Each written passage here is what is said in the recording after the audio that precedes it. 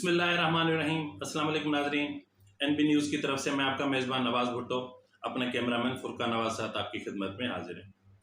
नाज़रीन, 2 अगस्त वो तारीख है जिस तारीख पर हमसे एक ऐसी शख्सियत बिछड़ गई थी जिसने इस मुल्क में यानी एक मुज़ाहमती सहाफ़त की बुनियाद रखी थी, और मुज़ाहमत भी ऐसी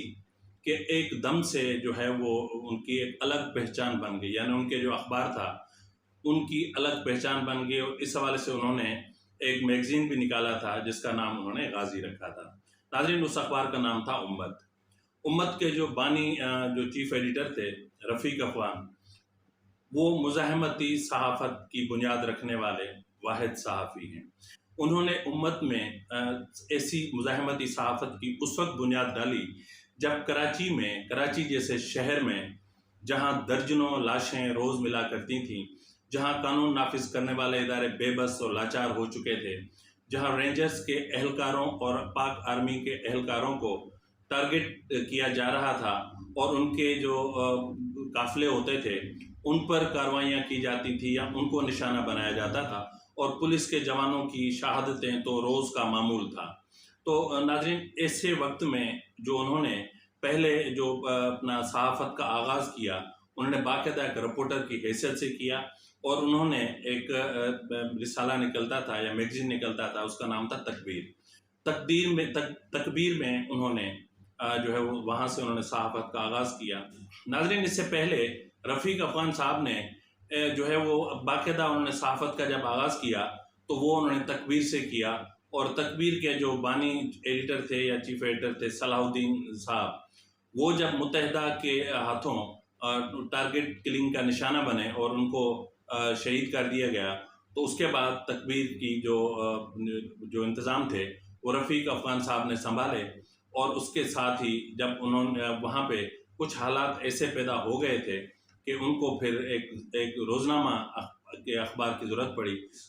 यानी 14 अगस्त 1996 को रफ़ीक अफ़गान ने उम्मत अखबार शुरू किया, और इस अखबार के शुरू होते ही जैसा कि एक तहलका समझ गया, क्योंकि रोज़नामा उम्मत जो था वो एक मुज़ाहमती सहाफ़त के रूप में सामने आया था, और मुज़ाहमत भी उससे कि जो कराची के ख़ुद को वाली, वारिस और बादशाह समझते थे, जो चुटकी बजाते थे तो शहर बंद हो जाता था और चुटकी बजाते थे तो शहर खुल जाता था, जहां बोरियों में बंद लाशें मिलना कोई बड़ी बात नहीं थी, जहां जो है वो जो भी अहम शख्सियत या जो भी सहाफ़ी या जो भी अपना कानून नाफिज करने वाले इदारों का फ़र्द मुत्तहिदा या MQM उस वक्त मुहाजिर कौमी मूवमेंट थी, उसके खिलाफ लिखने या बोलने की कोशिश करता तो दूसरे दिन उनकी बोरी में बंद लाश मिलती। तो नाज़रीन, रफ़ीक अफ़गान साहब ने उस दौर में सहाफ़त का आगाज़ किया, और इसी के साथ ही उन्होंने ऐसे माहौल में इस अखबार को सलामत रखा कि ये बहुत एक चैलेंजिंग काम था, और उन्होंने इसको चैलेंज समझ के कबूल किया। और इस वक्त तक जब तक रफ़ीक अफ़गान साहब जिंदा थे तब तक अखबार जो था वो मुज़ाहमती पॉलिसी पर कारबंद था। ताहम 2 अगस्त को गुज़िश्ता साल उनकी शहादत के बाद जो है वो अखबार जो है मुज़ाहमती सहाफ़त अखबार से ख़त्म हो गई है, क्योंकि रफ़ीक अफ़गान साहब का अपना एक मिजाज था। वो एक धीमे और नरम मिजाज इंसान थे, बहुत शफीक इंसान थे, और उनको सहाफ़ी से काम लेना या अपने रिपोर्टर से काम लेना आता था, और उनको ये भी पता था कि अनाड़ी सहाफ़ी को या अनाड़ी रिपोर्टर को बाकायदा रिपोर्टर कैसे बनाना है, और उनसे किस तरह असाइनमेंट्स पर भेजना है, और किस तरह उनसे असाइनमेंट्स पर काम लेना है। तो नाज़रीन, रफ़ीक अफ़गान साहब ने ऐसे मरहले में जो है वो अखबार को अपना उरूज बख्शा कि जिसकी कोई मिसाल नहीं मिलती। कहने को तो उम्मत अखबार पे मुतअद्दिद मरतबा इल्ज़ामात आयद हुए, लेकिन हकीकत ये है कि उम्मत ने जो किरदार अदा किया कराची में क़याम अमन के हवाले से, उसकी नज़ीर कहीं नहीं मिलती।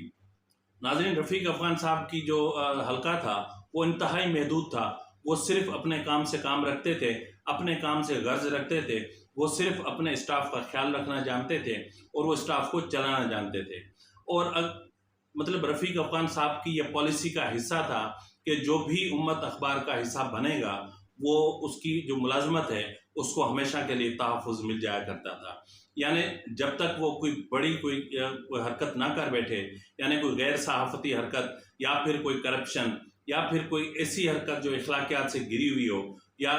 मतलब सहाफ़त से हटकर हो, तब तक उसको उम्मत अखबार से नहीं निकाला जा सकता था, और ये उम्मत अखबार का एक रिकॉर्ड है।